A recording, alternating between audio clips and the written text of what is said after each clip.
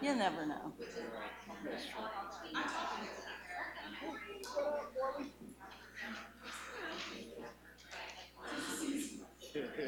Hey, kid. It's May, honey. Don't talk to me. 36 years in the classroom with teenagers. May is an ugly month. This meeting, I'm like, let's get everyone get. I think they should stop school right now. Stop. Well, I think they already have. I know the kids have. That was, you get this late May, it's crowd control. That is all it is. Like turned off. I know, I don't know why I get that one.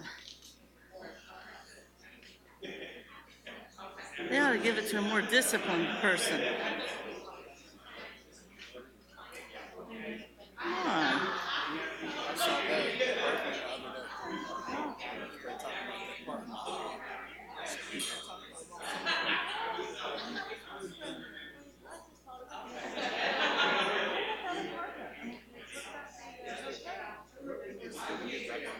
You and me will say just do. Not today, but No, I'm saying.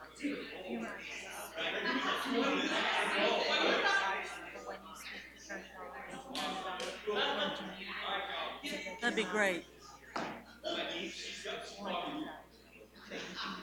Like, oh, I hate that pepperoni. Just in case it is live. You know, we don't want to see you guys on YouTube. This is the way it's been the last two times. It's ridiculous. But the 23rd is a new sound system. We've been pretty good at that. Well, better than we used to.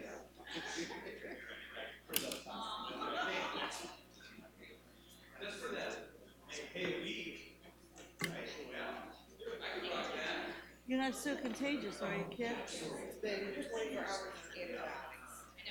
That stuff is nasty. It's everybody that settles into people's lungs. So you need to like all that running and walking and I think that's really sure, of course. you know, touching people or getting glasses Yeah. of water. Yeah. But I did get my pneumonia shot. The first one. But I get one next. get the next one after you've had this.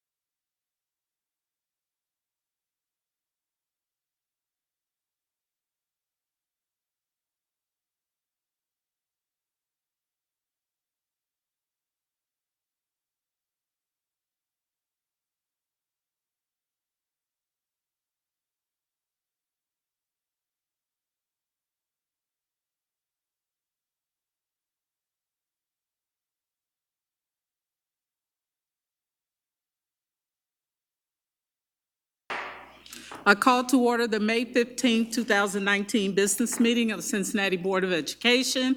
We welcome everyone and request everyone in the audience to please silence your cell phones and electronic devices.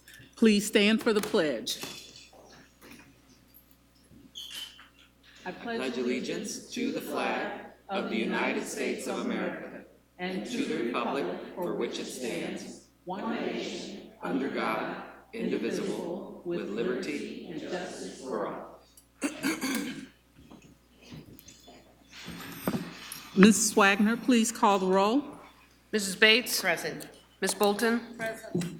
Mrs. Bowers? Mr. Davis? Present. Mr. Messer? Present. Mr. Morosky? Here. President Jones? Here. Thank you. I need a motion to approve the minutes from the special meeting, May 6, 2019, the regular board meeting, May 6, 2019, and the special public meeting, May 8, 2019. So moved. Second. All in favor signify by saying aye. Aye. Opposed? Minutes are approved as presented. Mrs. Mitchell, please present tonight's first presentation. Yes, so I have two brief presentations. I believe that both of these items they came to us as assignments from the board. The board wanted an update. And so the first presentation is about advanced placement, and it is an update.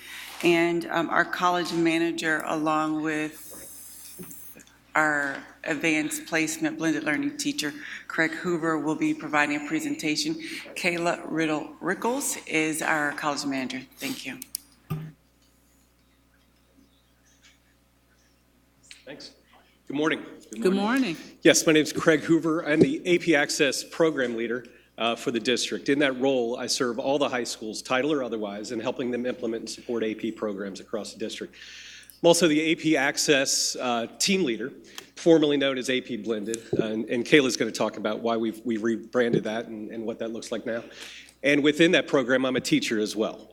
And that's where my passion lies, obviously, but all the work we do. Let me go on record here in front of open board policy and minutes and say what a joy it is to work with Kayla, the work, the effort, and the partnership that we've done in this. It's very important. So I want to begin with our why. If we have that slide.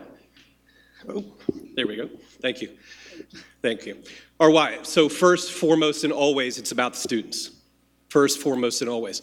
And what I always like to talk about is a teacher in our program at Riverview who has some of our AP students in his class. And he said to me, and this goes back a couple years, he said, Hoover, I can always tell the students that we have in the AP programs. And I said, why is that? He said, they argue smarter. And if anybody knows teenagers, you're going to get that. And the fact that they argue smarter, that just really stuck with me.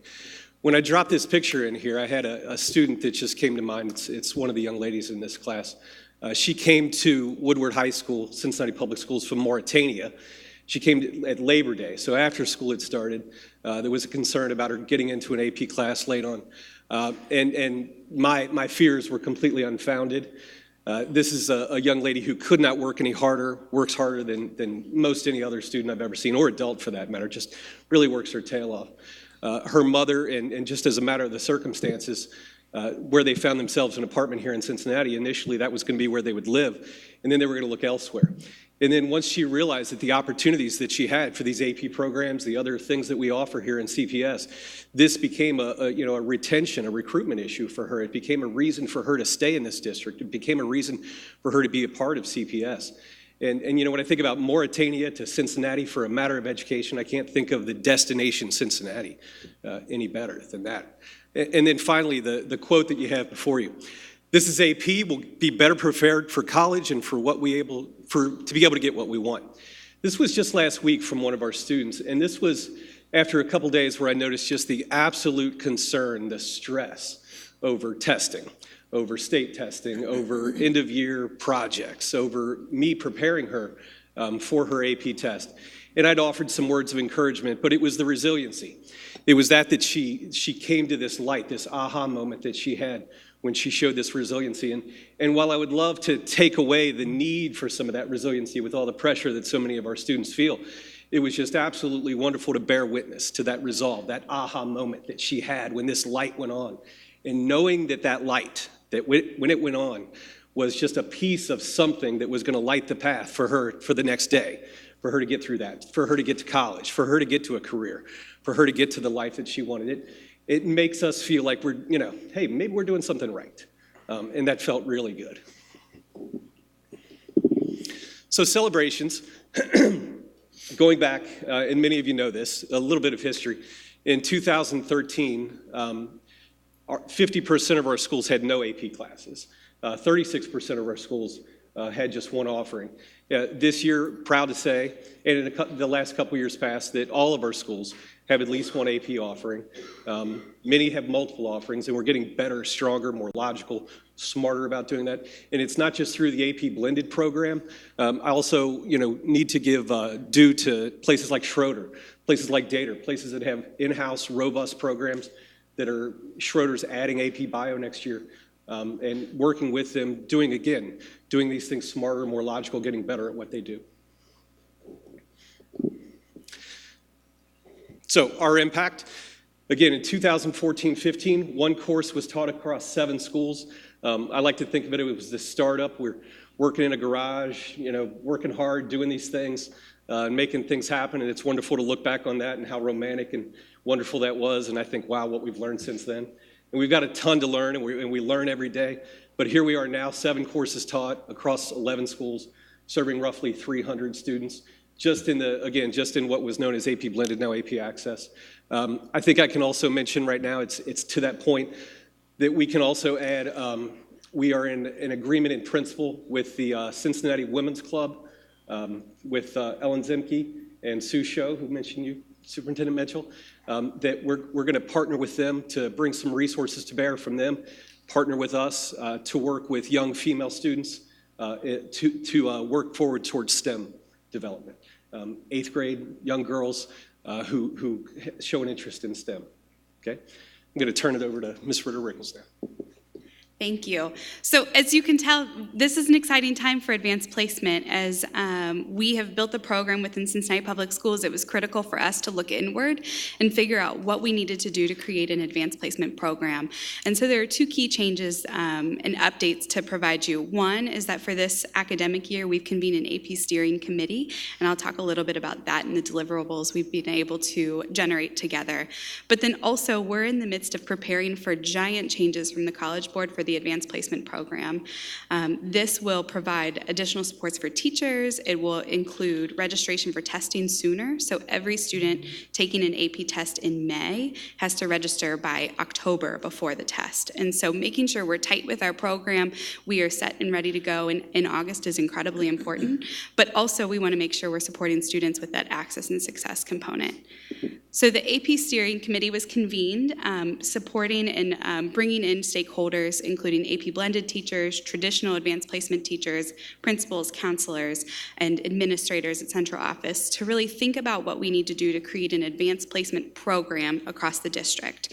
So we can no longer have a segmented and fragmented approach to advanced placement. We really need to think about what the unified approach is, because we are one district supporting 16 high schools. And so the 3 things that we talked about and the recommendations that we've been able to develop surround increasing the student readiness and access to coursework. So not only do we want students to have increased access to the number of courses, we also want them to be more prepared to take on that coursework so that they know what rigors are going to look like when they take the classes. We also want to ensure that the right students are enrolled. So making sure we're tapping all of the students that are prepared for advanced placement, that they're in those courses and know that they can succeed. And then the instructional supports for teachers is incredibly important. How might we ensure that our teachers are ready to teach advanced placement? They have all of the training, the supports, and the instructional needs so that they can deliver high quality content to our students and have both access and success. So this committee really then convened and said, we're no longer just talking about AP in the schools and advanced placement, but we need to rebrand and be a program. And so now it's AP Access, and we'll be launching that branding in the fall.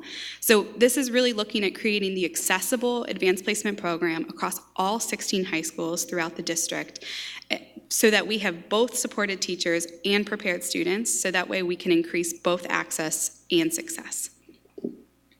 So within that, we've developed some next steps. The board, you'll be able to see some of those recommendations in the board strategic plan for your review and consideration, but really does align to increasing the teacher supports, the teacher professional development, and having aligned student supports for both access and success. In alignment with the advanced placement program changes coming down from College Board nationally, we are also looking at the AP operations to make sure we have intentional support for our schools so we remain completely compliant and that all the students are within the courses they need, have the access to the online portals they need, and are registered for the tests that they'll take each May. So that was our very quick update because we believe that you'll probably have some questions for us, so we're happy to take those. Thank you. Do board members have questions? Ms. Bowers. Hi, thank you. I'm sorry that I was late, but I do have a question about the cost.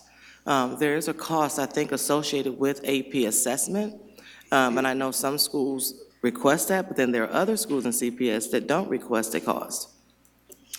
So over the years, again, we've gotten better at this and creating equity and access. The cost this year, as an example, as you mentioned, was $96 per test. That's very expensive.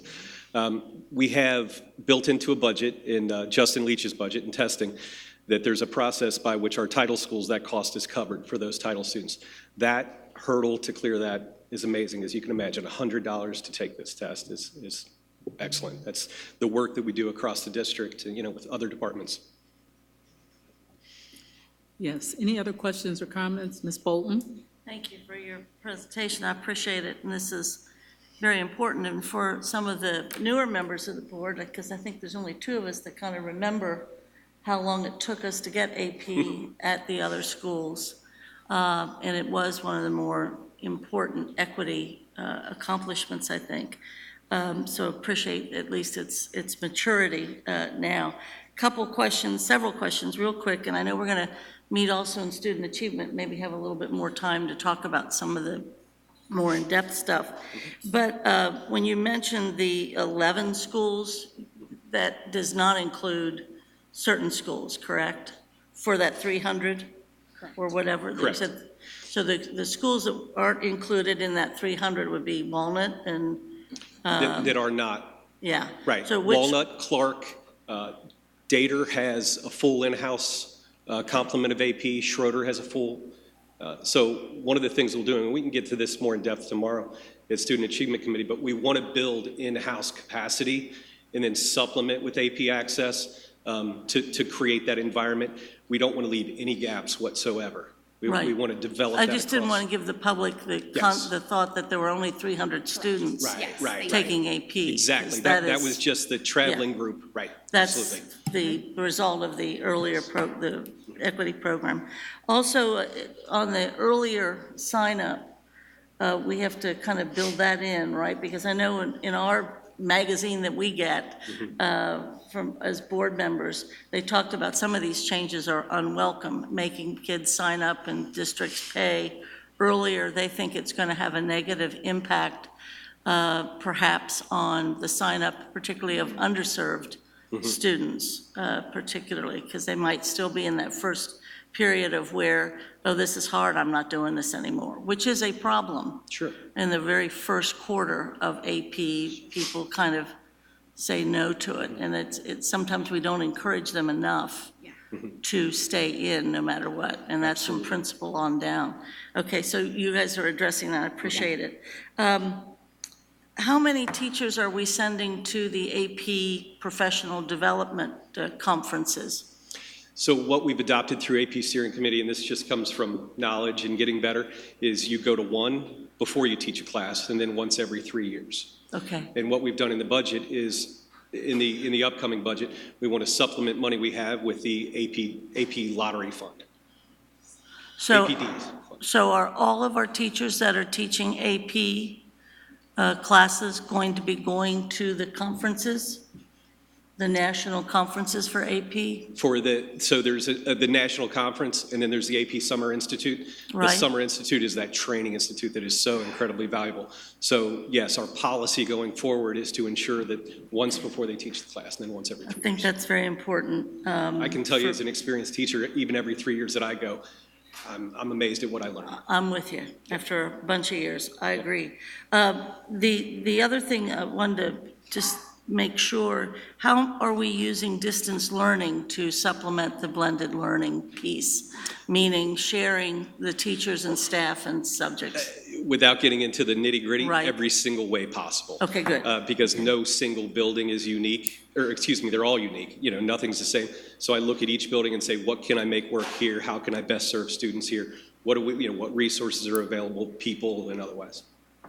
Great. I'll save some of my more specific questions for tomorrow, but this is a great overview. I will say that one of the big learning curves I had as a new board member was going to Schroeder High School, was be now 11 years ago, to see their senior projects. And there were several students that were just, all the students were outstanding, of course, and wonderful, and Schroeder strong, but some of the very, very most prepared students, I said, where are you going? And they were saying where they were going to college. And it was fascinating to me because where they were going to college did not seem to match the skills that I had seen. And I asked the counselor, and I also asked their teacher, and they said, we don't have any AP courses, and that's disqualifying them from having the kinds of competitive edge that they need. And that would have been back in '09, and it took until 2013, if you'll recall, Mrs. Bates, to get us to where at least we began to start, and it probably had something to do with the equity connection more than anything. So I appreciate the hard work, and whatever I'm sure we can do, we want to do to make sure our kids have better access. Thank you. Ms. Bates, and then Mr. Messer. Well, I'll tell you the backstory, and Craig knows this, for the newer board members. Back when my son Griffin was in high school, he was at Walnut, and he got a B in pre-cal. So he applied for AP Calculus, and he was told he would not be successful, and he's not accepted. He has a master's in engineering now from Ohio State. So, wrong. So, not vengeful, but I wanted to do something about this. Just say vengeful, Mel, go ahead. If it's happening to him, it's happening. And Eileen Cooper Reed and I put together a resolution that stated all students shall have the opportunity for AP. And we passed it unanimously, and the administration at that time said, it can't be done. Sorry, but we'll try, but it's not gonna work. Pretty much is what we were told. The teachers said, you're gonna bring down the average AP scores for the district with all these other kids. And guess what? The kids that weren't in the AP schools that were exposed to AP and taking the classes, right, Craig? They're getting their 3s, 4s, and 5s. So actually, it's going up. So it was a board fight in Student Achievement Committee and with the board, and the board prevailed. And my end to the story is that I call that the Griffin Bates resolution. If I might add just to that point, very, very quickly, the college boards, the APs, for their 50th anniversary some years ago, maybe 10 years ago now, actually made it very much in the competition that they expect that there is no exclusivity to taking AP. And actually, they will ding districts, and our parents and our students could ding us for not allowing people to participate. Now, the question is, are we getting the children ready for AP in grades 4, 5, and 6, and 7, and 8? That's the question, because maybe we're not doing that. But to their credit, AP insists there be no exclusivity. Thank you, Mr. Messer. I have to say, I always love the history lesson because things just didn't happen overnight. So it's nice to get that background, and thank you for the presentation. And a few years until we worry about that in our household, but obviously will be something we consider. So I'm curious, with all this progress up to today, which is really exciting, what's next? What do you have kind of planned for the go forward?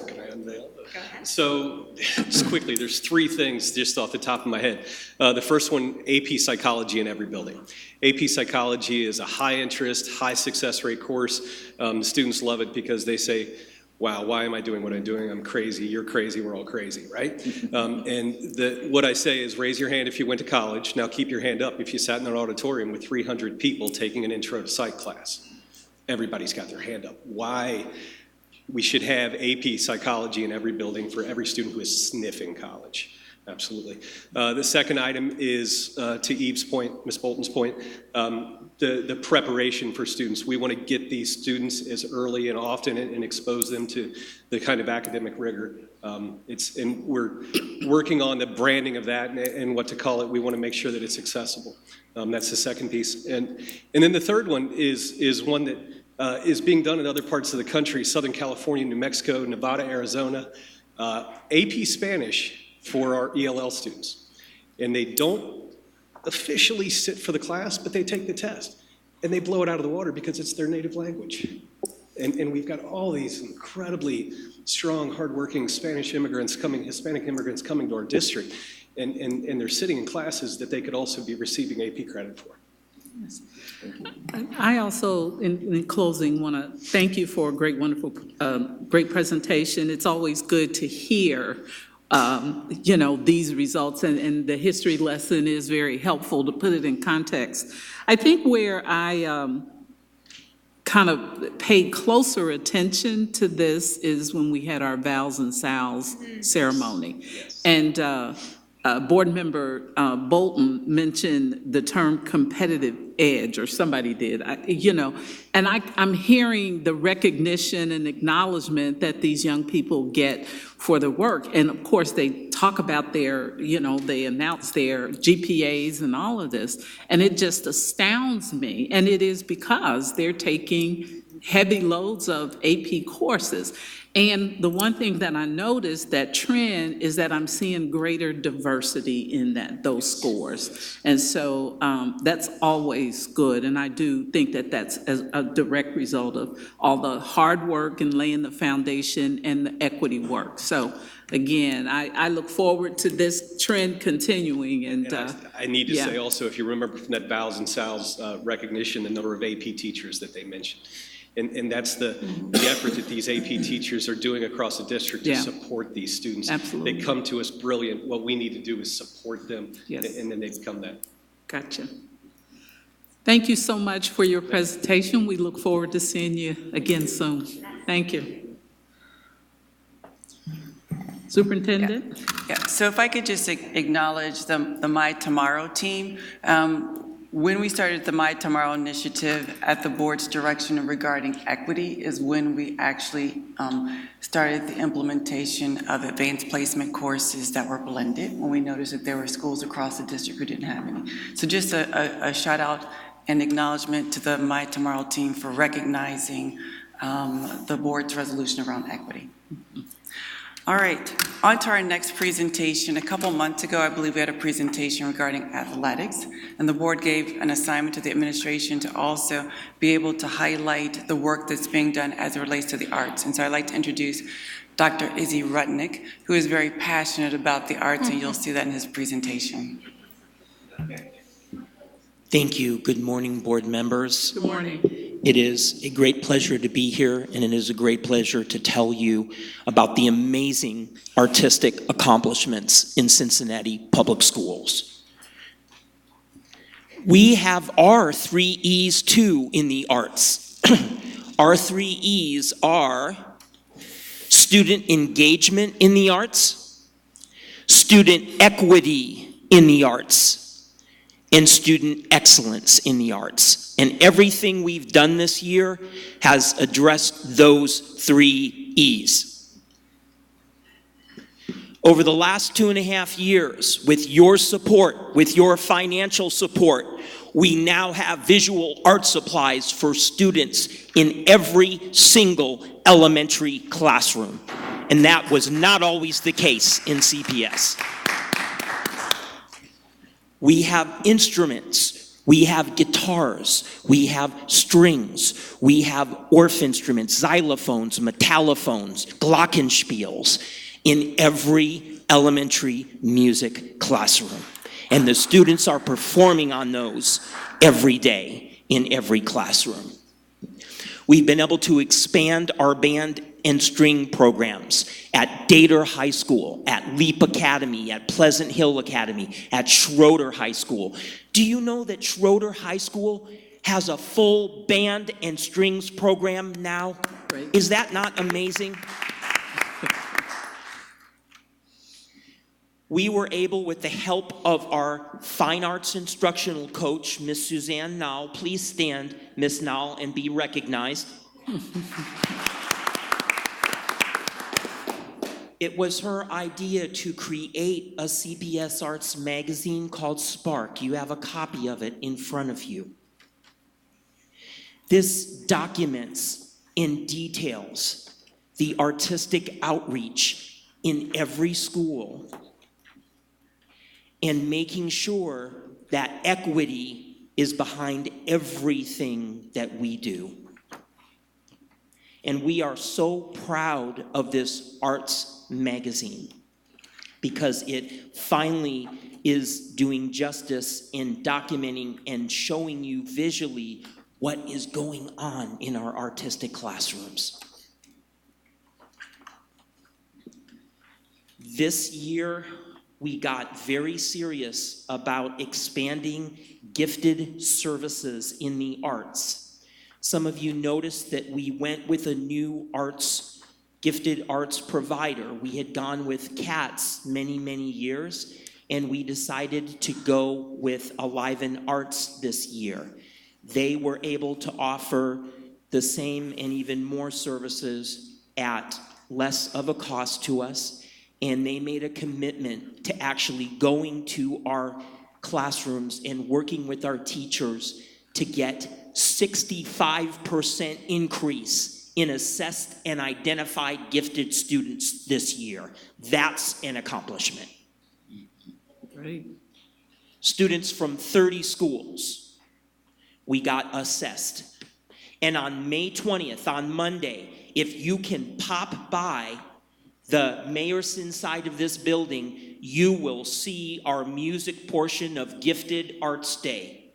We are bringing in these music artists from around the city, the best and the brightest, to come in and work and inspire and motivate and engage our gifted music students. This is the first time this has ever happened in CPS history, where we've had a Gifted Arts Day for students in the arts and brought in the best and brightest artists from around the city, artists who look like our kids and who came from similar backgrounds of our kids, and show them that I did it, you can too. The dance part of the day, because remember, we're doing gifted arts in dance, music, and visual art. The dance part of the day will be at Xavier University O'Connor Sports Center Dance Studios. We got that whole complex and that facility for the whole day for $200. Because Xavier is a partner and they like what we're doing. They are going to work with guest dance artists and going to have a phenomenal day at Xavier. Visual art students will be bused down to the Taft Museum of Art, and they will work with professional visual artists throughout the entire day down at the Taft Museum of Art. It's important, it's so important that our kids get out of the classroom and get to the professional artistic organizations and see those organizations, so they will, in the future with their family, support those organizations and make sure that they know that they're welcome there. Everything is about our students. And we can't have an arts presentation without you hearing from the most important people in CPS, which is our students. So this first student, it is my great pleasure to invite up from Aiken High School. She's been identified as gifted in the visual arts, Amy Ferry. Come on up, Amy.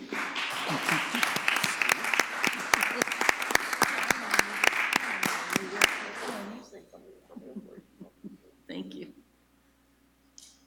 Hello, good morning. Hello. Hello. I'm just gonna apologize ahead of time. I have nerve damage in my eyes. I'm legally blind. So I'm reading, sorry, I'm reading this off of a paper, so I might kind of mess up a little bit. It's okay.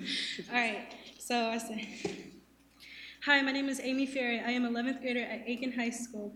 I was asked to speak to you today about Cincinnati Public Schools Gifted Art Identification Program. My art teacher at Aiken High School thought I would be a good student to go through the gifted identification process. This opportunity has opened my eyes to what it means to be prepared. To prepare for this process, I had to write about my work. I had never before sat down and done this. I realized that my artwork reflects my struggle, past history, and my feelings. Each piece tells a different story, and writing about them has allowed me to share my story with others. I also had to create and select which pieces would go into my portfolio. Getting my art and my writing together took a long time. But I now have an art portfolio that not only identifies me as a gifted visual art student, I now have a portfolio that I can submit to art schools. If I choose that pathway after I graduate from Aiken. When I was growing up, I did not have access to regular art classes. No one was looking for visual art opportunities for me. I was very grateful to my art teacher, Ms. New, for supporting me in my creative journey. I hope my story can be an example for an important arts education, and I hope Cincinnati Public School students can continue to have access to strong art programs and continue to be supported through their creative works, because this support can be life-changing. Thank you. Thank you.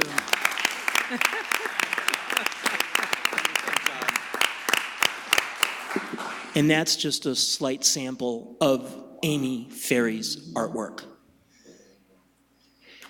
She didn't have opportunities in art until she came to CPS in high school, and we provided those opportunities for her.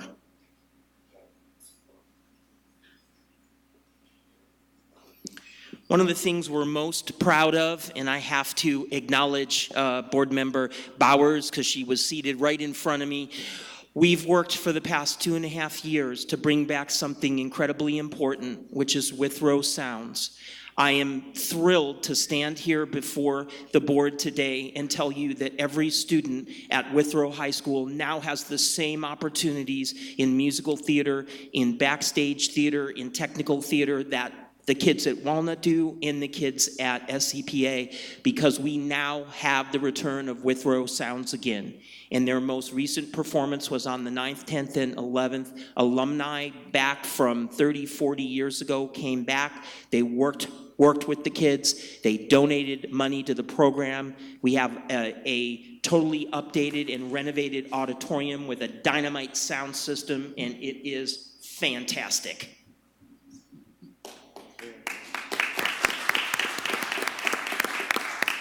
We now have after-school choreography classes at Withrow. We have an after-school stage craft class. And one of the wonderful things about this new program is we get to experience new students who are extremely talented that we really weren't aware of because Withrow didn't have this program until this year. And I'd like you to hear from one of the main student performers this year in Withrow Sounds Again. She's going to Northern Kentucky University on a theater scholarship. Please help me welcome Antoinasia Fant.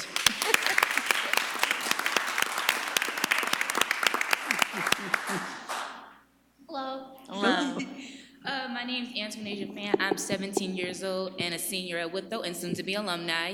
And let me just say, it was amazing working with the Sounds of Withrow. Mr. Zachary Riggins, our director, bombarded me with history about the Sounds of Withrow and saying that they haven't brought it back for like 35 years now. I'm like, oof. And like theater is one of the main things at Withrow we don't have. Like we have other clubs and other things, but theater was never one of them. And someone like me who was passionate about theater never had the opportunity. I got skills from other things. Like I got my acting skills from doing skits at church, or my vocal skills from working at MRC, a studio where I learned to sing and stuff. And we had a good beginning, rough middle, and rough ending. But altogether, it was just amazing. It was hard to get a lot of students in.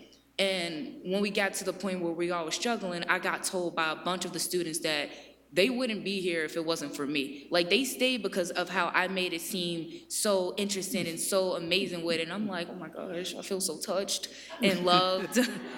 And it was just amazing, from our stage manager, who did a lot, even more than what her job required. Our choreographer, Melody, who taught me all these dances, and I remembered them. Thank gosh I did, because it was amazing, because it was a lot. We did scenes from, we had a gospel segment, The Preacher's Wife, a lot of stuff. We did stuff from the history. We did 70s Shaft dance number, Aquarius. We also did Hamilton, where the students got involved in. Now, my part, I did everything. I sung, I danced, I act, I did the stagecraft, I did more than I needed to, but it was a good learning experience for me, because I'm pretty sure I'm gonna have to learn that up at NKU. Might as well get a head start with it now. And it was just amazing. And when those 3 days I was there, it was just phenomenal. I was excited throughout the whole thing. And Friday was the best one, because that's where I met Dr. Rugney, who ran up to me. And I was like, oh, this is to come speak. And I was like, yeah, sure. I love talking about my experience, because theater is something we need to get back. Not just that, but like bring the creativity back at Withrow. And I really think there are some diamonds in the rough that need to be shown, but they need the opportunity for it. And even though I'm leaving this year, hopefully that performance can start something up. I'm the type of person, like, I don't have to be there for it, but if I can pass it on to generations to come, then that'll be enough for me, because I know I left the seed in there for it to grow throughout Withrow. And I'm proud to say that this opportunity was amazing for me. And I'm here to say that theater is something that shunned, and like theater throughout the years brings a lot out of people's character. I saw people up there who were introverts who got out of their shells singing and dancing and just having a good time. And the student cast was amazing. If I wasn't just taking the charge of a leader, I don't know what it was, but it was just being with them and being with everyone was just truly amazing. I learned these new people, I learned all these things, and we were a whole family as one. And Mr. Riggins was the person who made it happen. And he told me I was one of the students that made it happen, because I got all the students together. I grabbed people. I had to beg some of them to stay, because, you know, we got to the point where we really needed them. And in the end, it came out great. It was wonderful. One of my mentor who showed up, she said she had to apologize to me, because she thought it was just gonna be like this little school play, you know, just everyone up there acting out cute. No, this was a big thing, honey, let me tell you that. This was a big production. And it was just amazing and phenomenal how it was.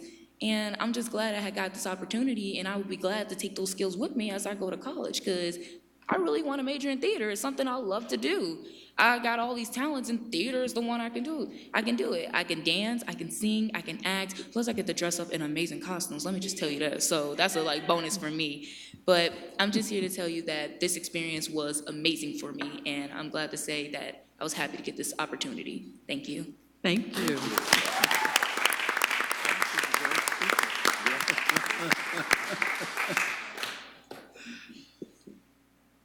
I want to show you all just a short clip of one of our wonderful gifted students. She's been identified as gifted in music, and she had the opportunity to work with Jumpstart Theater, which goes into different schools. This year it was Euler, and they helped them do a complete production. It doesn't cost the school anything. And this is Kiara Powell in Aladdin. Check this out.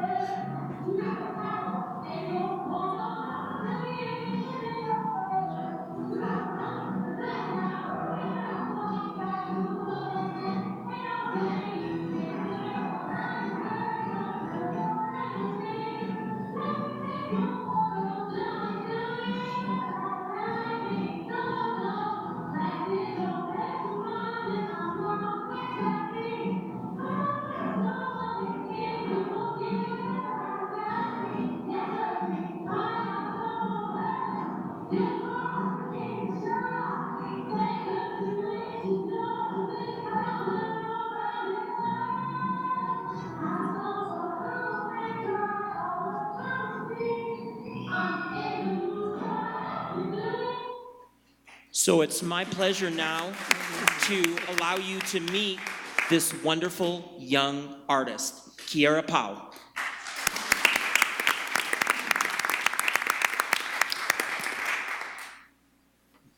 Hi. Hi. My name is Kiara Powell, and I'll be finishing my freshman year at Euler School. I've always loved performing since I was little, but I never took it seriously until a very important person in my life had died. And since then, it's been amazing for me because, like he said, Jumpstart Theater, I was on the front cover of one of their magazines this year. I am in the magazine Spark, and I'm just so happy because I never thought that I'd be here today. And I'm gifted. I'm gifted. Yes, you are, yes. Performing for me has been a very long experience, but it has been fun because when I perform, am really happy and it gains confidence, but I also gain friendships in these performances. The bonds that you make between these students and these teachers preparing for these performances are amazing. And I would say unbreakable, but you never know what could happen, but they very are strong, they are really strong. And it's definitely prepared me to be a true leader. And I also want to say, what is Earth without art? It's boring, you know what I'm saying? And what you're sitting at, art, furnitures, art, technologies, art, music is art. Basically everything is art. And I'm happy to say I'm a part of that. Thank you. Thank you.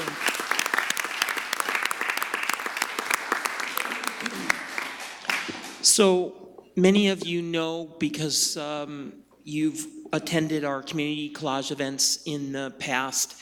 In prior years, we were able to do one huge event at the end of the year. This year, we decided to spread it out and have several events throughout the city and bring together several different art forms. And it really, really was amazing. I'll just talk about one or two of those. The Black History Month event that we did to honor Black jazz musicians in history, we had it at Clark Montessori, and it was amazing. We brought together high school jazz groups from around CPS, and we had huge posters of the incredible artists, Billie Holiday, Louis Armstrong, Bessie Smith, Charlie Parker, and it was really, really wonderful. So we're going to continue doing these multiple community collage events. And our last event is actually tomorrow at the Contemporary Arts Center, where our students will have the opportunity to go down to the Arts Center. They worked on a group sculpture piece, which is phenomenal. And I believe that our student artwork there will be up for at least a week. Yeah, so if you get a chance to just pop by the CAC, you can see our CPS student art exhibit in a world-class art museum. This is what we are doing in the arts. Of course, we had our citywide art show. This year we had a wonderful award event here. We had a record number of parents and students attend. Increased artistic programming for special needs students. This year we worked closely with Melodic Connections, and we worked closely with Visionaries and Voices, and we want to expand this for next year. We have to reach out and provide artistic opportunities specifically for our special needs children, because in the past they've been overlooked, or they've had the same exact content as all the rest of our students. That content needs to be more individualized, and we are going to be working on that. Really proud to tell you that for the past 2 years, through your support, we've been able to bring in nationally recognized teaching artists to do professional development at the beginning of the year with our teachers. People like Dr. Rollo Dilworth from Temple University, who has just energized our whole music faculty. They work with our teachers. They give them new ways of thinking of things. They help them improve their classroom teaching methods. We work with 15 local arts organizations to secure additional classroom resources for our teachers. Our teachers have to be given the opportunity to grow and learn. That benefits our students. So pleased to let you know, last year we had one summer program, the Summer Jazz Academy. This year we have 3. We have the Summer Art Studio Intensive at the Contemporary Arts Center. We have the Summer Dance Intensive at Western Hills High School. And we have the CPS Summer Jazz Academy at Walnut. These are open to 7th through 12th grade students, and the cost of these summer programs is 0 because you've been able to help us. We need to make sure that every kid who wants an opportunity to participate can and will participate. We're removing barriers. Every day, another one, we chop it down. International performing opportunities.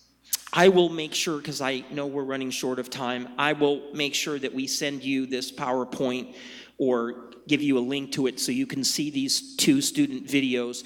This year we had an opportunity to take 15 CPS students over to Bulgaria to do a series of concerts. They stayed with host families in Bulgaria. They learned about the language, the culture. They performed with Bulgarian students, and it really, really was quite extraordinary. And the parents of the students raised all the money. There wasn't 1 cent that cost CPS anything, but it's important. Other school districts are giving their kids opportunities. We need to do that too. Just a few of the photos of our students halfway across the world doing amazing things. We live in a global economy. We live in a global world. Our students need to participate and be a part of that world. And then finally, new programming for 2019-20. Working with Superintendent Mitchell and a lot of partners, we will be able to start the first after-school jazz academy for 4th through 6th grade students. We have to start training our students younger. We must, so that they are prepared.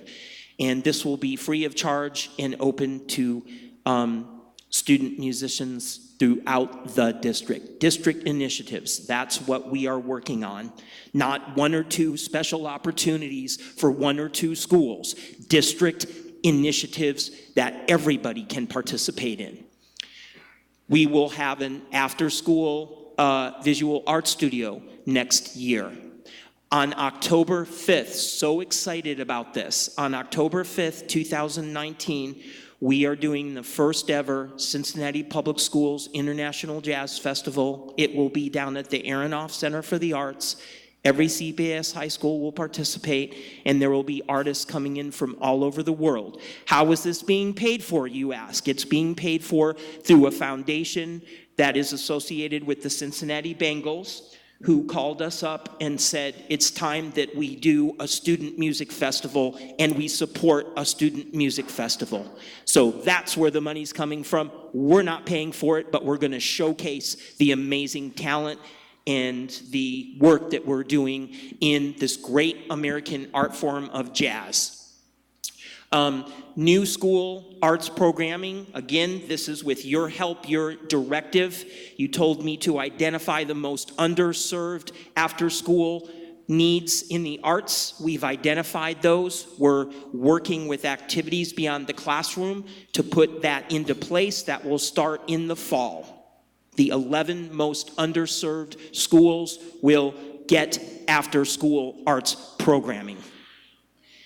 And with the help of board member Mr. Davis, we are working on an instrumental music pathway for students at South Avondale, starting out with students there, and then we'll expand it. That helps them move on to Withrow and then matriculate into HBCU instrumental music programs at Central State University, Kentucky State, and Alabama State. Our goal is to make sure that they have full scholarships when they graduate from CPS and go on to study music at these colleges. And we are going to make that happen. Thank you so much for your continued support of a very important curricular piece of CPS's offerings, which is music, art, dance, and theater. Thank you. Thank you.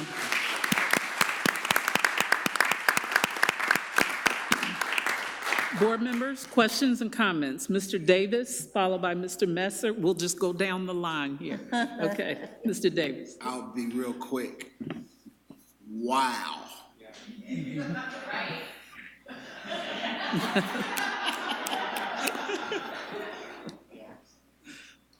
Are you, oh, okay. That's it. Talk about emphasis, okay. Mr. Messer. Yes, thank you. And this might have been one of my requests, this presentation, because it's something that is near and dear to me. I grew up in a very poor farming community that had really no music, and I had a fourth grade teacher who decided we should start a drama club and we should start a chorus. And she wasn't musical, but what a difference. It created a total community for students and the productions and everything associated, and I credit so much to Sue Hart, my fourth grade teacher, and all the people that volunteered there. And, you know, I think the depth and breadth of what you are leading for CPS is just absolutely amazing. So thank you for that. And, you know, I think what I didn't hear so much, and I'm sure there's some things happening, but, you know, there was a great New York Times article about Baltimore and how the new symphony conductor there came in after, I forget his name, but he was there forever, and then she came in. She wanted to make her mark. And so she decided to reach out to the schools and form a partnership. And that program has grown where there's now thousands of kids who are not only in music programs, they have their own instruments, and they're being taught by the local symphony orchestra. And it's just such a huge program there with so many benefits. It's been on the nightly news and 60 Minutes and all those. So with the rich history of the arts, and with the heavily endowed arts that we have, and with the very loyal supporter of arts patrons in this city, you know, my first question is, kind of at what level are we engaging with the Patty Beggs of the world, the Raffaello Platos of the world, who I know firsthand are supporters of CPS, to even take our game even further? Right, and that's a wonderful question. The CPS CAC Summer Arts Studio Intensive that we're doing, that was created with Raffaella Plato and the superintendent in a meeting 3 or 4 months ago. We are working closely with her. We hope to be able to expand that to programs in the schools. We're going to do this summer program for the first time this summer. She is thrilled to be working with Cincinnati Public Schools, and we will continue to work with her. We are working with a group that is associated with the Cincinnati Symphony Orchestra. We've started an after-school string quartet program at Woodford Paideia Academy, and every Tuesday and Thursday, those kids have the opportunity to perform and rehearse and learn with a professional string quartet. We want to expand that opportunity. Through your support, we've been able to bring on in the past year and a half an additional full-time strings teacher. She is teaching strings at some of our, she's teaching strings at Vine Street RSA. We've got this unique academic and strings preschool program. She was the one that helped us bring back the strings program at Withrow, 2 strings classes every single day at Withrow. We are working on those programs, and we will continue to expand those. Good. And if I could just add, you know, I think, you know, the other thing as I've made my way, I think I'm maybe up to 40 schools, 41 maybe, that I've been to. I always try to figure out where the music is, and it just so happened my Aiken visit, the band was in full throttle mode, and it was absolutely amazing, and to be able to see that firsthand.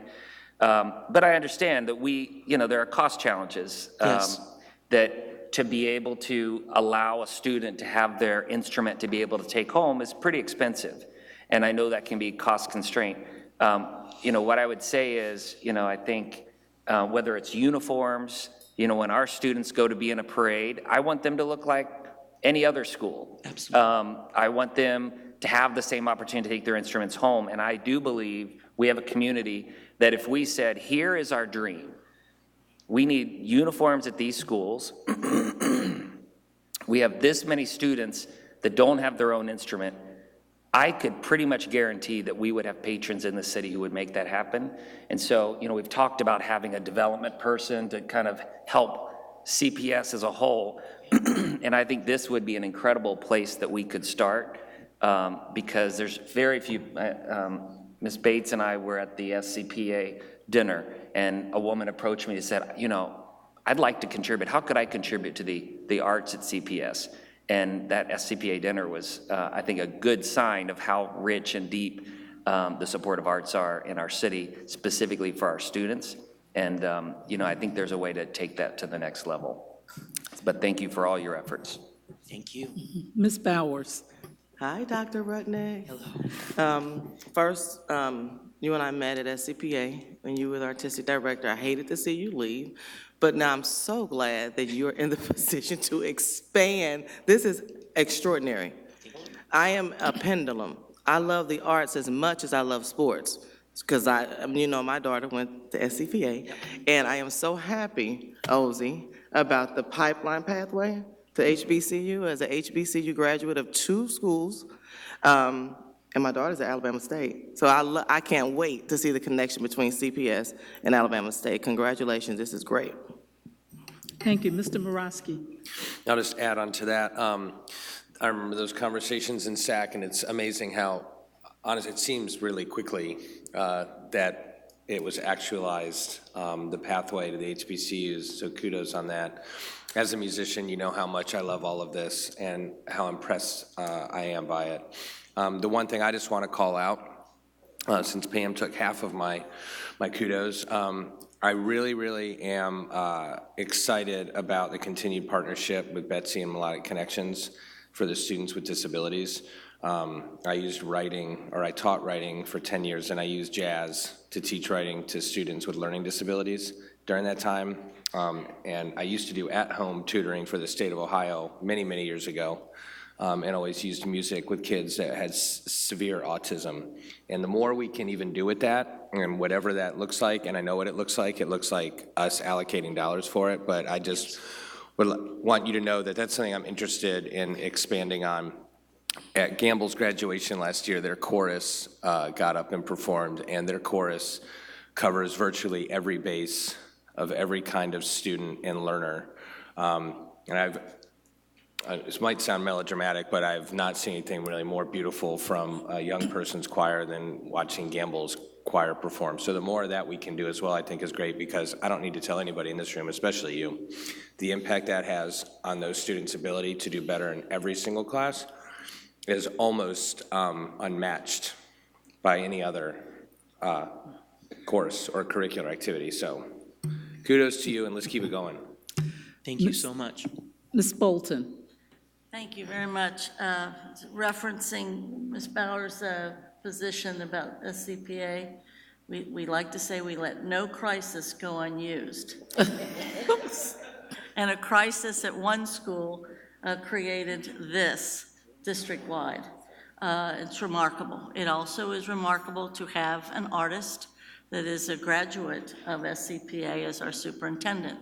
This is very, very important, and not that anybody plays favorites, because it should do the opposite to make sure nobody thought there was any favoritism. But the reality is it makes a difference because people know it.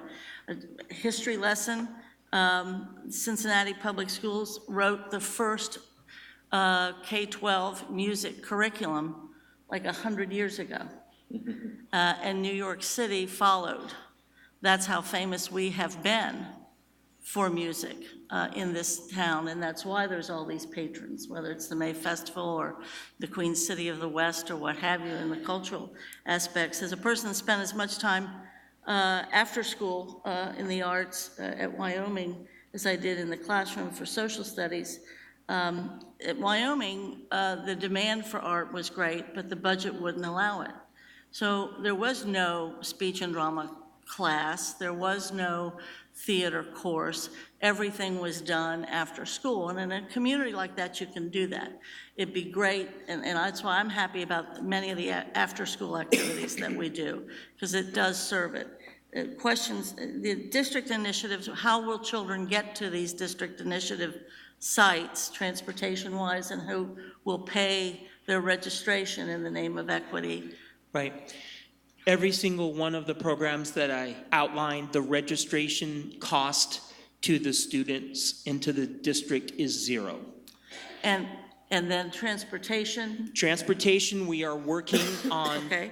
removing that barrier, and actually for some of these after-school programs, what we're talking about is at the end of the school day, making that particular location, the Jazz Academy is going to be at the Kennedy Heights Arts Center, making that an actual stop after school. So that's part of the whole district stop. So we're trying to do everything we can to keep the cost extremely low to the district, but to make sure that every child who needs transportation will be able to attend all of the events. All the more reason why we have to find those savings and efficiencies in transportation to even be able to afford these sorts of things. Then I have kind of maybe it's a little negative question, or it shows a bias, I'm not sure.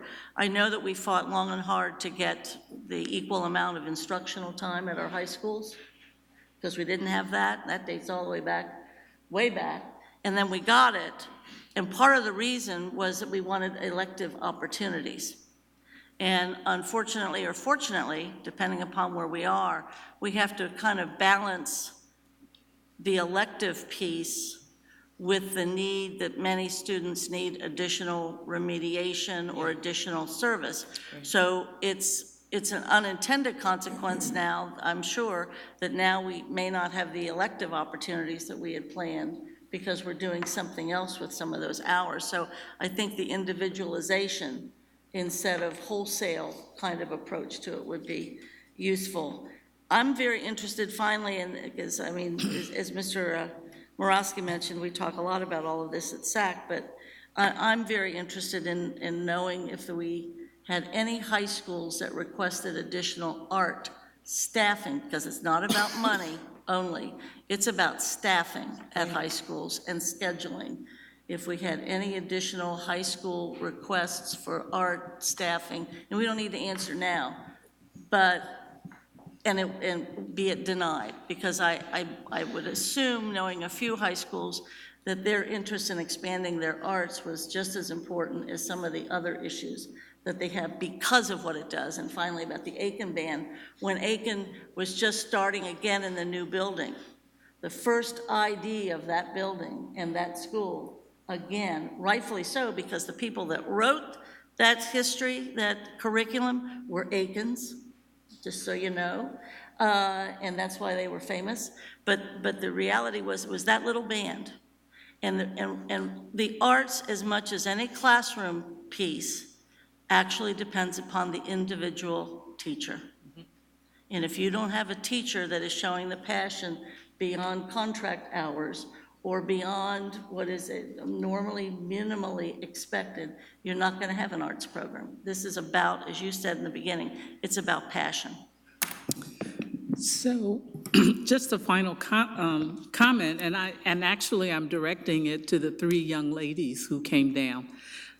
Just to congratulate all three of you, number one, in what you are achieving, and you're a leader at your schools and what you do, and that's something you should be very proud of.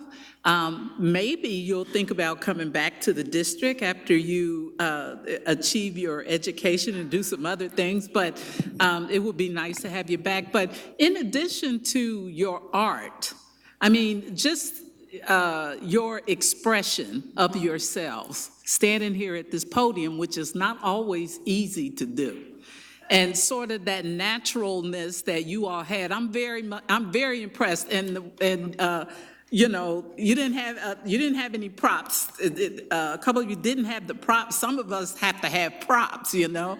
But so congratulations to you, and thank you for sharing your story here. We appreciate it. Thank you. President Jones, if I could just add one other really quick thing. As a result of the work that Kayla Rickles is doing with the College and University Consortium, the president of the Cincinnati Art Academy came to me once the school year started and said, we've heard about what you're doing with this consortium. What can we do? And we said, give us scholarships for our kids. And so I want you all to know that 2 students received a full ride to Cincinnati Art Academy. It's the first time, and so we're really happy and excited for those young people.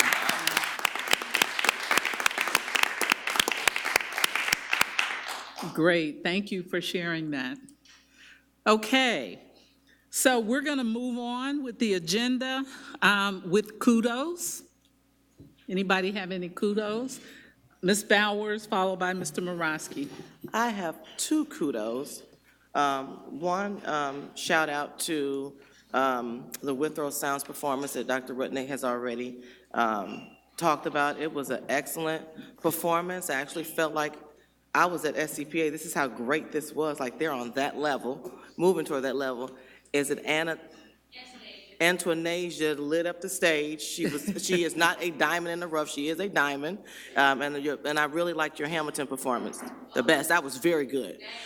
Everybody did good, but that one was very good, that part. Also, I would like to give a shout out to Covedale Elementary for their first annual 513. I was very impressed with the dioramas. Like, these kids are very gifted in identifying the community, the history. They went to cemeteries and they, like, with, I guess it was carbon paper and tennis balls, actually gave history about the community and replication of things in the cemetery, the headstones. I learned about the Roll-A-Rama, the financial impact that is in dire straits, and I heard 6th graders use that financial dire strait term as to why they close and the effect that it's going to have on them with fundraising for their school and the other schools around. And I also like the information about food waste. I actually encouraged them to talk to the administrator and the food service about food waste in their school. So it was very good, and I saw President Jones there. I saw pictures of you. I was there. So Ms. Bowers stole another one of my comments. So I will just add once again to Ms. Bowers, 513 Day was a great success. And it was in celebration, of course, of their first year of Vision 2020 and their community leadership focus. And so Ms. Bowers already highlighted, like, the whole thing was about their community. And what was really neat, and I'll address another side of what was so impressive about it, is that the community came out in mass to be a part of it. Absolutely. Business owners, fire folks, police folks, they were all there. And so the idea of our neighborhood schools being tethered to the community and part of the community and how that creates success for everybody, I think was on display pretty fully. One final thing, the young folks who did that music video, It's Lit to Not Get Hit, they of course won. National. Right. And the 3 young men are all going to Walnut next year together, and they've already made more videos. They plan to continue it. Their next video focuses on drivers and what you can do to be a safer driver. Of course, their first one was about the kids and how kids can cross streets more safely. And so it was really impressive. I know Ms. Bolton doesn't get tired of me filling up our student achievement agendas with things, so I invited them to maybe come talk there or somewhere here and do one of their performances. It was a really cool day. Thank you. Other kudos, Ms. Bolton. I have a couple kudos. First of all, I was able to see the Aiken Art exhibition after I attended the capstone and link presentation of our elementary folks. And the elementary link or capstone I thought was particularly impressive this year.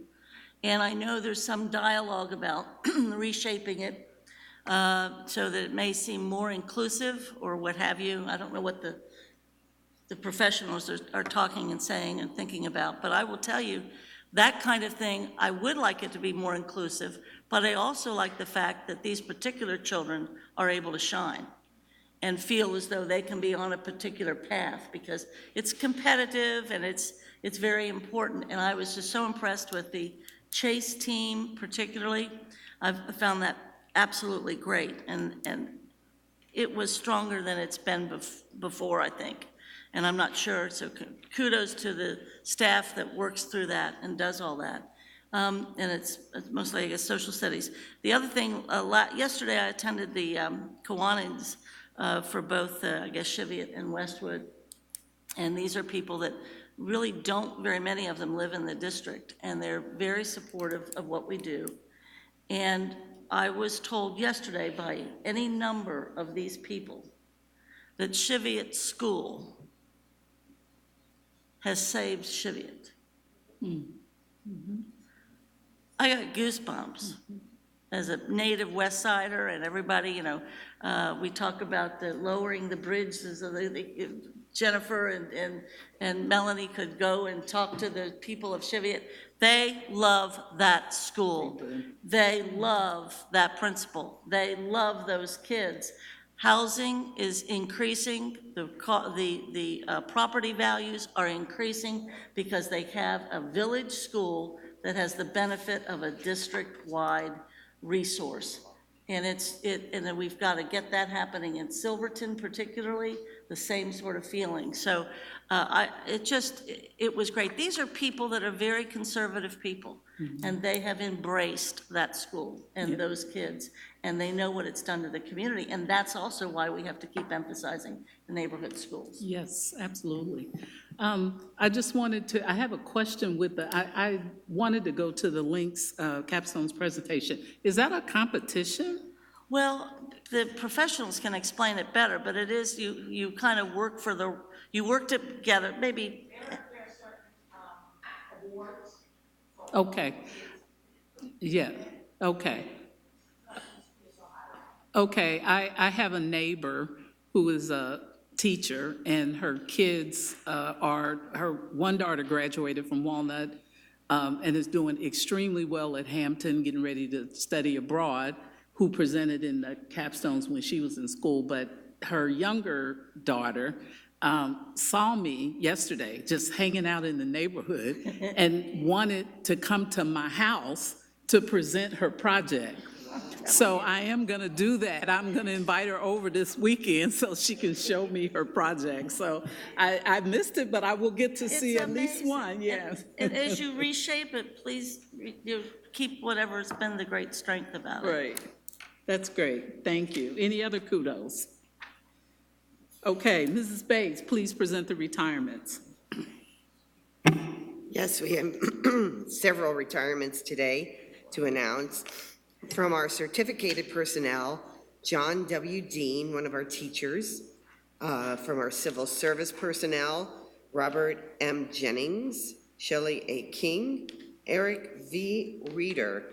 So we congratulate all of our professionals on their retirement and their next set of goals, and thank them for their service to our children. Thank you.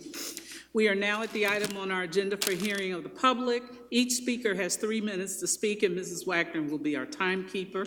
When the buzzer goes off, your 3 minutes are up. Please refrain from discussing any personnel items. When your name is called, please come to the podium to speak. Our one and only speaker, who knows the routine, Ms. Marlena Brookfield.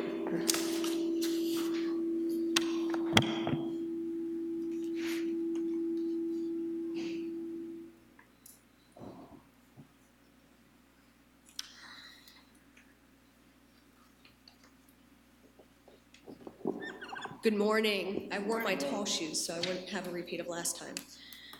I know I'm preaching to the choir here when I talk about the tax abatements, how they hurt our schools, hurt our kids, but apparently there are still some folks out there who just don't get it.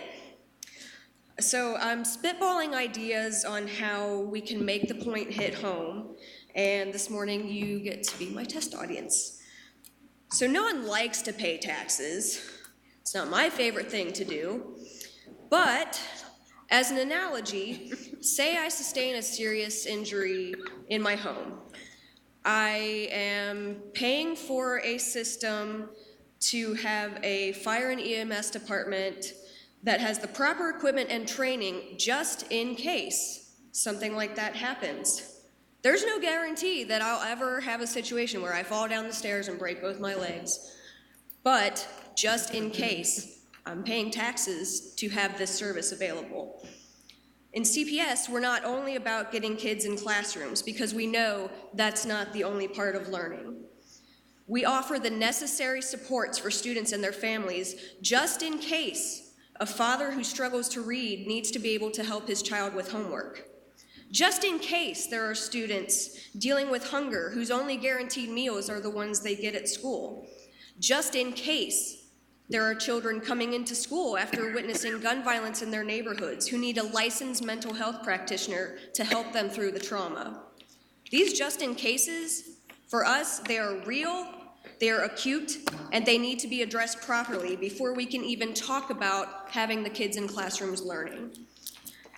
There are costs involved, and the rampant proliferation of these tax abatements that we've seen, it affects our ability to have these services for our students. And no kind of specious reasoning or calculations are going to be able to deny that. So just something I want to throw out there as we proceed into negotiating with other entities about tax abatements for the 99 agreement. Thank you. Thank you. All right, so we'll move into our next agenda item under board matters, which is to continue the discussion around our tax levy scenarios. At our last board meeting, we had a fairly robust discussion about the three options that were being presented. And I'm not going to give the detail on that. I'm going to ask our finance chair to do that. But our goal for today is to really bring some clarity to each one of these options and decide. We really need to make a decision today about our next steps and which option and how we move forward. So that's our goal. We had the three resolutions as part of our packet as a first reading last week, so we're ready to do that once we have finished that discussion. So Board Member Bolton, if you could just kind of capture and summarize where we are. Thank you, Madam President. Certainly I will. We have before us the need for a renewal levy, the tune of $65 million, if I recall. And we have had extensive efforts done by administration and finance committee over a number of months, last year, this year, looking at the options that we have, because we are facing a number of levy and renewal options in the coming several years. And so what has been brought before us are three opportunities. One is to continue what we have done in the past with this particular levy, with a renewal levy, is to go for an emergency 5-year levy. The other option that was brought to us was the idea that we could extend it for any number of years, and the number that seemed reachable and doable and would also positively impact the rotation of the levies coming forward was to suggest we have an emergency levy, as it is called. It's not an emergency, but that's what the state calls it for the benefit of the public. And that would be for a duration of 10 years, and it would be a renewal for 10 years. This particular levy has been renewed 3 times over the last 15 years, so we have some degree of confidence that the community would feel comfortable extending the time frame. The third one is what many other districts are beginning to do and have done over time, which is having a continuing levy that does not necessarily have an end point, but could have an end point be determined. And the discussion we had last time was whether or not you can use the word renewal, whether we felt this was a good climate for a major change or just sort of a change. The other item was whether or not to have it in November or in the spring, and it seemed like the consensus last time that we spoke is that we were narrowing it down to November, so kind of the May option is gone. We talked briefly about getting it down to 2, and I think it was Member Davis that brought us back, listen, until we really know and until we had all 7 of us here, maybe we leave all 3 options before us.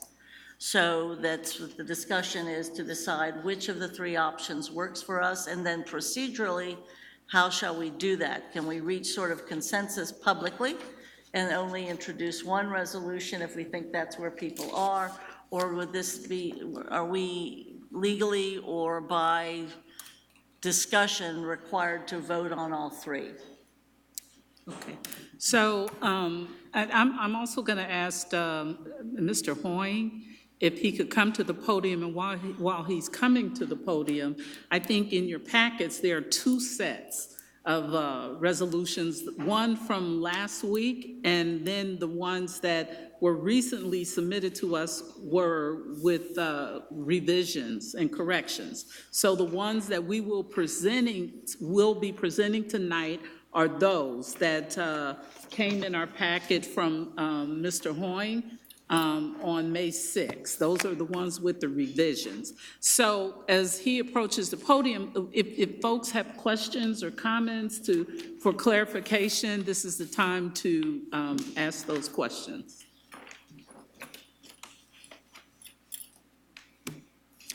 How about if you do this? If you could just give us just a brief go over each option, provide some clarity in terms of what it is we're voting on in the resolutions. Yes, thank you. And just to reiterate the 3 options, there's the 5-year renewal, a 10-year renewal, and then the third is slightly different. It's not a renewal, it's a substitute levy for a continuing period of time. Again, the one difference in a substitute levy is that the first 2 options are emergency levies, which are for a set amount of money, in this case, $65 million. The third option is for a set amount of money in year 1, $65 million, but grows with that same rate applied to new construction in the district. That's the substitute levy. The only other note I'll make is that I'll just draw your attention to the one change we recommended. Our outside counsel reviewed these resolutions and recommended that in section 3 of each of the 3 resolutions, we add the phrase, "The school district has territory in Hamilton and no other county." So no substantive change, but one technical change to the resolutions. Okay. As I look at these resolutions, I'm getting a little bit confused.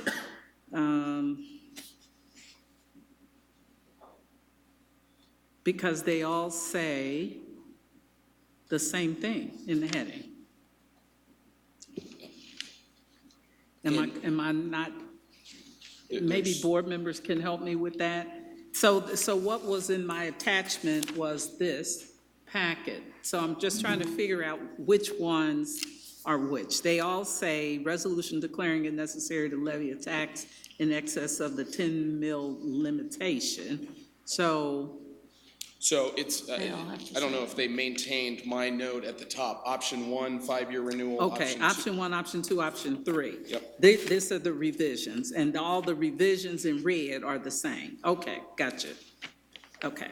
Questions or comments?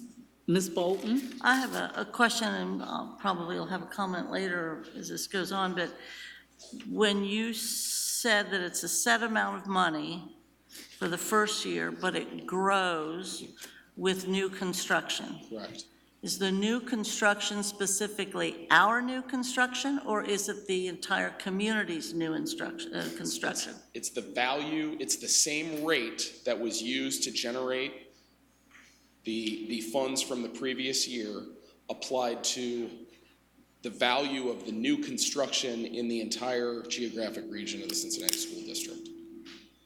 So it's all the district new construction. So from a financial and fiscal position, that's very attractive, in part because it's more money but it also is, we're not going back to the voters necessarily. I don't know if I'm doing that. We're not going back to the voters to have it renewed at a particular time, or like we would with this 10-year or 5-year. That's correct. Is that correct? So that's, at least from a financial standpoint, that looks good. Yes.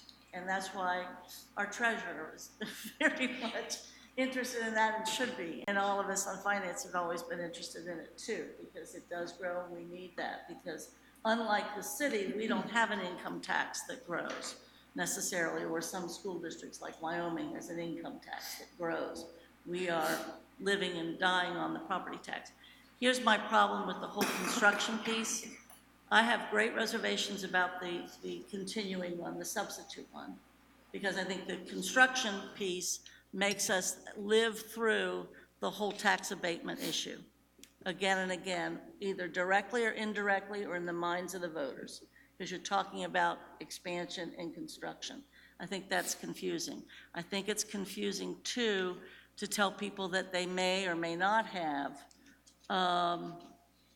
a soon opportunity or a set opportunity to say no to it or to agree to have it be extended. I think those are really very difficult things to communicate to the voters at a time that, and I think I mentioned this before, I think our economy is good, as Ms. Bates mentioned last time, but our political environment is not. I just think it's a bridge too far at this time.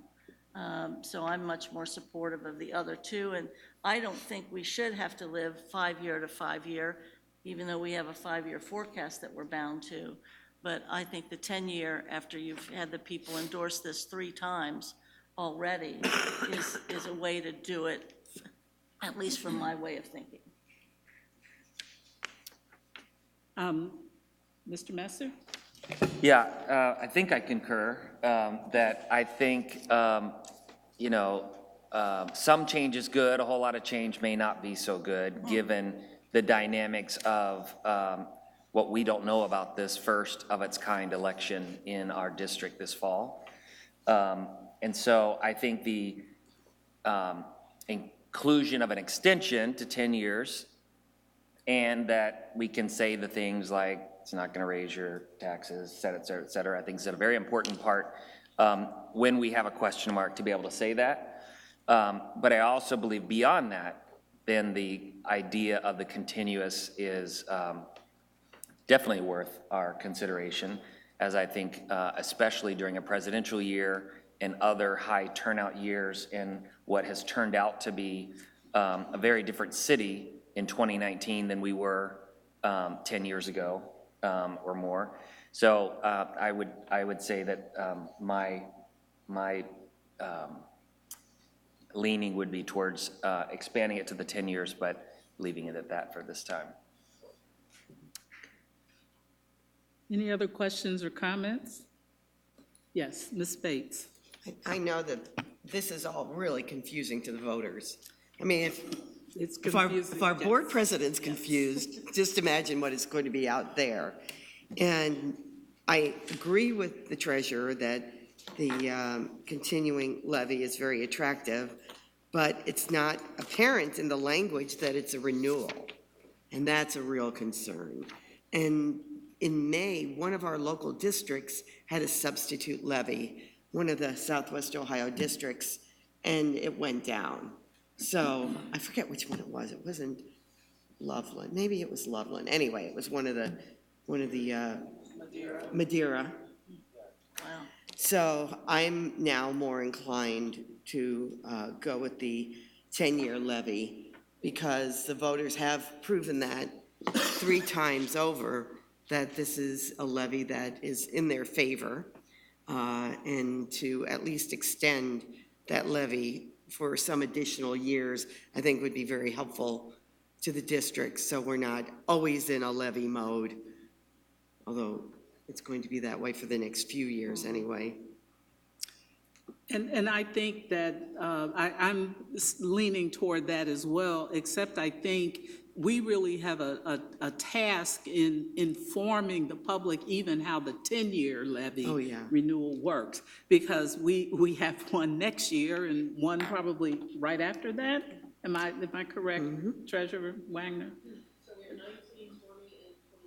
Right, so if we, with the 10-year one, I think it's going to be very, very important for us to inform the public what that means in the long term. So that was my only concern about that one. Yes, Ms. Could I ask a Bolton? question of the treasurer for public's benefit? We have the one in 19, which is the one we're talking about, and then the 20 and the 22. Which one is the one that we share with the Preschool Promise Initiative? That's the next one, November of 20. It's a $48 million one where we have $15 million set aside for preschool expansion. Thank you. Okay. Any other questions or comments before we move on with the resolutions? Okay, so there are 4 resolutions. Thank you, Mr. Hoyne.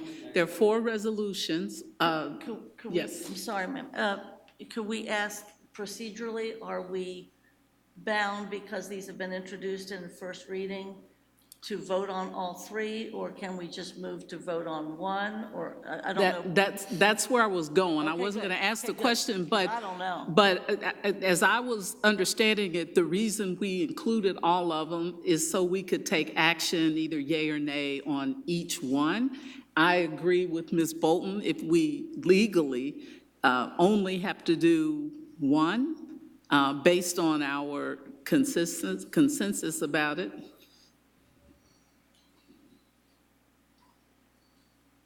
So there has to be a motion to take a vote on it. So if there's no motion to take a vote on the other 2, there's no reason for you to vote on them. So Okay, you need a motion so- and a second to move one to be voted on. Okay, yes. Well, can I, on behalf of the Board of Education, withdraw 3 of them? Or 2 of A them? motion to withdraw 2 of them? 2. Yeah, From the agenda, sure. right. Okay. That way they're gone. There you go. Yes, let's do that. So Thank you.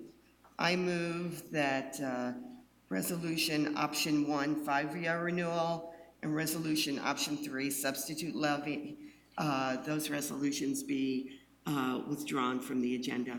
Thank you. Is there a second? Ms. Bauer, second. Any discussion or comments? Okay, Ms. Wagner, please call the roll. Mrs. Bates? Aye. Ms. Bolton? Aye. Mrs. Bowers? Aye. Mr. Davis? Aye. Mr. Messer? Aye. Mr. Morosky? Yes. President Jones? Aye. Thank you. Motion carries. So the resolution that we're presenting today is resolution number 2, option 2, 10-year renewal. And I'm going to ask our finance chair to introduce that. Thank you, Madam President. On behalf of the Finance Committee, I introduced the resolution declaring it necessary to levy a tax in excess of the 10 mil limitation. And with it is not revised since our packet, but it is revised since our previous discussion. And it is the resolution that asks for a renewal levy for the duration of 10 years. I submit and hope for passage. Is there a second? Second. Thank you. Any discussion, comments? Big change for us. Okay. Ms. Wagner, please call the roll. Mrs. Bates? Aye. Excuse me, Ms. Bolton? Aye. Mrs. Bowers? Aye. Mr. Davis? Aye. Mr. Morosky? I'm sorry, Mr. Messer? Ms. Messer? I started to say Mr. Morosky, I meant Mr. Messer, I was going No. too fast. Mr. Morosky? Yes. President Jones? Aye. Motion carries. Okay, so the next resolution, Ms. Bolton, would you present the next resolution? Yes, I got so happy about the other one that all right, and we're certainly going to have the treasurer explain this rather than me, although there are other board members that can probably explain it as well. I would like to introduce, again, on behalf of the Finance Committee, a resolution accepting the amounts and rates as determined by the Budget Commission and authorizing the necessary tax levies and certifying them to the county auditor. I submit as written and hope for approval. Yes. Is there a second? Second. Okay, in discussion, Treasurer Wagner, could you briefly kind of go over this so for the sake of all board members and our public, we kind of have a better understanding of this? Sure, I'd be happy to. So this is a resolution where the Board of Education is accepting the calculation of the tax rates from the Hamilton County Auditor. This is an annual event, and they recalculate the values of all of the properties that we have property taxes on, and they recalculate the millage rate. And then they state the revenue on a tax year versus a fiscal year, which we operated on.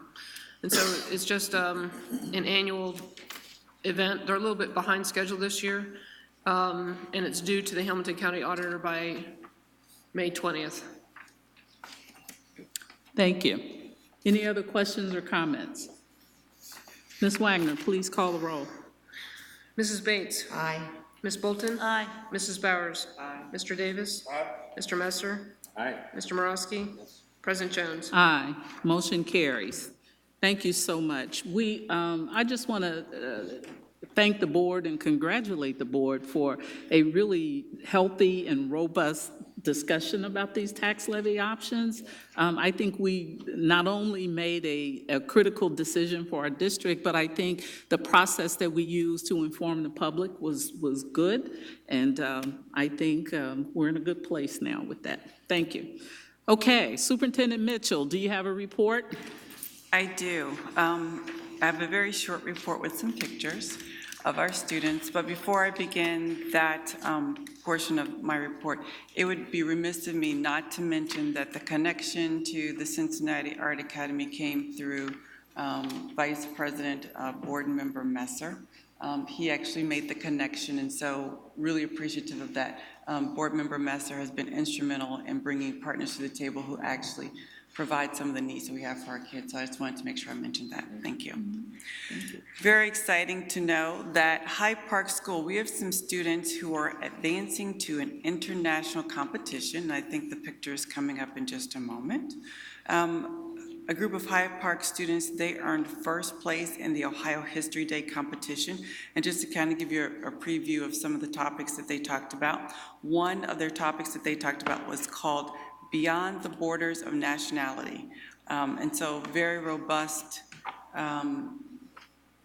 presentation that our students were able to make and are going to a national history competition. So it's very exciting. Nearly 3,000 students will compete in the National History Day at the University of Maryland in June. So good luck to those young people. In addition, Aiken sophomore chosen for an international summit. Keyshawn Townsend is a 10th grader at Aiken High School. He is one of 150 young people who will be participating in a worldwide annual International Congress of Youth Voices Summit. It's going to be a 5-day conference, and we're on the next slide, please, this August in Puerto Rico. Yeah, so it's very exciting. All right, on to our next slide. Thank you. Cincinnati Links Project. So these are some students from different schools who participate in the Links Project. So there are two presentations. One is for the high school, which is offered at the GE Aviation Learning Center. And then the second location is for our elementary students, our intermediate grades, and that was hosted at Aiken. And so there were some very, very interesting projects. The kids did a phenomenal job. And then just a last thing on our teacher recruitment. Human Resources has been leading the way in innovative ways of recruiting teachers and bringing them to CPS. We've been doing a lot of different ways to engage young people. Channel 5 recently highlighted our Day in the Life, and this is where teachers have the opportunity to see what a day in the life in Cincinnati Public is really all about. And it looks like we have a brief video clip. For these Aiken High School seniors, today marks the end of their Cincinnati Public Schools journey. But for these teacher recruits, this is a study session for your career. CPS gave me a really great education, and so I can't wait to put that back into the community and give back to those kids. I love teaching. In the midst of a booming economy, CPS is aggressively competing for teachers. Showcase days offer a peek inside of the classrooms and the urban communities these new teachers may call home. We are doing whatever we can to make sure that people are making good decisions about where they want to come teach, and we want to showcase all the successes of Cincinnati Public Schools. English teacher Trent White was on the other side of the recruiting table last year. I was somebody that loved teaching, I was excited about teaching, but I've become so much better to become a teacher, being here, actually doing it, trying out things, seeing like what that didn't work. Trent says that he's grown a lot as the Athens, Ohio native has become Mr. White. Every kid learns different, right? Some aesthetic, some more verbal, some listening better to auditory, all these different kinds of things, right? And we're actually making a certain to get our kids in places where they can. That's a lesson these new teachers might not learn from a textbook or off the whiteboard. The language district recruits will bring the CPS. We're looking for people whose heart is in the profession and who are doing what they love. Well, with summer quickly starting for these students, the new school year just right around the corner. Again, bringing in more employees to this district. In College Hill, Richard Childs, WWT News 5. So Julia Indalacio is doing a phenomenal job working with our incoming teachers. And so we just really wanted to highlight the fact that the news picked up this story. So thanks to HR and Paul McDowell. Thank you. Do I have a motion to approve the revised recommendations of the superintendent? So moved. Is there a second? Second? Discussion? I did see my neighbor in that Link's presentation. She's on the video, so I'll have to tell her. Okay, Ms. Wagner, please call the roll. Mrs. Bates? Aye. Ms. Bolton? Aye. Mrs. Bowers? Aye. Mr. Davis? Aye. Mr. Messer? Aye. Mr. Morosky? President Jones? Aye. Motion carries. Okay, do I have a motion to approve the revised report of the treasurer? So moved. Second? Second. Any discussion? Sorry. Ms. Wagner, please call the roll. Mrs. Bates? Aye. Ms. Bolton? Aye. Mrs. Bowers? Aye. Mr. Davis? Aye. Mr. Messer? Aye. Mr. Morosky? President Jones? Aye. Motion carries. Thank you. Okay, anybody have any inquiries or updates? I have one very short one. You guys are probably tired of hearing me talk about trying to get this collaborative meeting together, but we ran into another snag. But this is our final date, and if we don't choose this date, it will be at least the end of July or August. So June 12th. Now, that's a date when I believe 5 board members are available, but at 5 o'clock. So that's the date we're trying to finalize, 5 to 7 on that date. Now, yes. That's very, is there not? I don't know. There is a business advisory council. The last step meeting is scheduled for May. May. Okay. Great. That's the date. I'm sorry. We got to get it on the books. I'm not here, so it's cool. Okay. What's the, June 12th. And I offered for us to host that here. So we're talking about, of course, but we're talking about potentially 22 people. So we're going to need a way to accommodate that group, that number. And as well, we had an internal discussion about an idea to maybe have the meeting facilitated by an outside facilitator, as opposed to try to combine 2 formal meetings together. We still, because each of us are bringing our boards, we still have to do the standard procedure, roll call and all of that, but maybe to have someone facilitate the conversation. So that's where we are now. You will get in your packets for next week and a more specific agenda as requested by the board a few weeks ago. And certainly your feedback is welcome on that. Any questions about that, Ms. Bolton? yeah, so will that agenda on the issues listed, or however that it's going to be, well, you want our feedback, so there still would be an opportunity to add or change, or? There will be an opportunity to add or change, Okay. but I'm also working with Father Graham. Right. From there, yes, absolutely. And then the other piece, I don't know if I saw this somewhere, but I saw it, and I don't know if it was about this.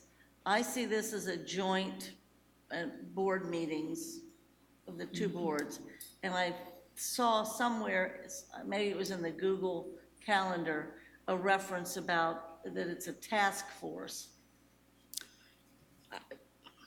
That didn't come from us. Okay. I don't know, I haven't seen that, so I don't know where I that's. think I saw it with the Google Calendar when perhaps the other folks sent out, and maybe it was wrong. Am I talking about something different? Yes. Are you talking about the doodle poll, not Google Count, the Yeah, doodle poll? who knows? You know what I That's mean? right, that's what, and that kind of, my spidey sense went off too, and I was like, what? I thought it was something different. Well, I tell you, I saw the doodle poll and I was very confused by that because I've been in constant communication with Father Graham and had no knowledge that that was even put out there. So I think that brought a lot of confusion, but I'm going to be talking to him today just to finalize this date, which I talked to him yesterday. So we're really, as far as I know, I'm disregarding that doodle because I don't think it was intended. I don't know what happened that it even got out there. Ms. Bolton? I would just make a suggestion that I don't have any interest in it being called a task force. Right. I have much we're more not. interest in, it's a joint board meeting. It's a joint board meeting. And- It always and has that been. I think our engagement and public relations and information folks probably need to meet with their folks as well, so that we have some sort of unified message going out about that meeting. And I will communicate that as well. Great, thank you. Thank you. Okay. So that's all I have with that. Any other inquiries and updates? Okay, assignments? Uh-oh. Oh, my God. Oh, my goodness. Hearing none. Let me move past that real quick. It's May. Okay. I need a motion to recess into executive session to consider pending or imminent court action in conference with board legal counsel. So moved. Is there a second? All in favor, is that a roll call? Treasurer, roll call. Ms. Wagner? Mrs. Bates? Aye. Ms. Bolton? Aye. Mrs. Bowers? Mr. Davis? Mr. Messer? Aye. Mr. Morosky? Yes. President Jones? Aye. We'll take a brief break, and then we'll meet in the board conference room. Thank you. I'm gonna go thaw out.